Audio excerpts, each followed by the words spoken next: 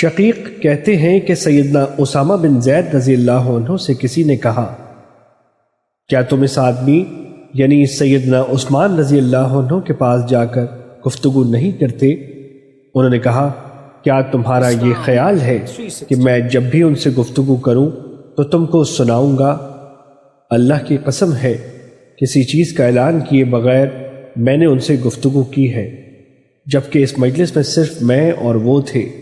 میں یہ پسند نہیں کرتا کہ ایسے امور کا پہلے میں اعلان کر دوں۔ میں یہ حدیث سننے کے بعد کسی بندے کے بارے میں یہ نہیں کہوں گا کہ وہ لوگوں میں سب سے بہتر ہے، اگرچہ وہ میرا امیر بھی ہو۔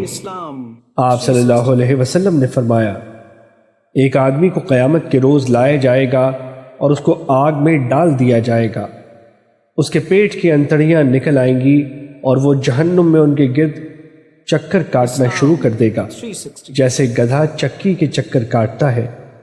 اس کی یہ حالت دیکھ کر جہنمی لوگ اس کے پاس جمع ہو کر کہیں گے، کیا تو ہمیں نیکی کا حکم نہیں دیتا تھا اور برائی سے منع نہیں کرتا تھا؟ وہ کہے گا، کیوں نہیں، لیکن میں تم کو نیکی کا حکم دیتا تھا اور خود اس کو نہیں کرتا تھا، اور تم کو برائی سے منع کرتا تھا لیکن خود اس کا ارتکاب کر جاتا تھا۔ حدیث نمبر 277، مسند احمد۔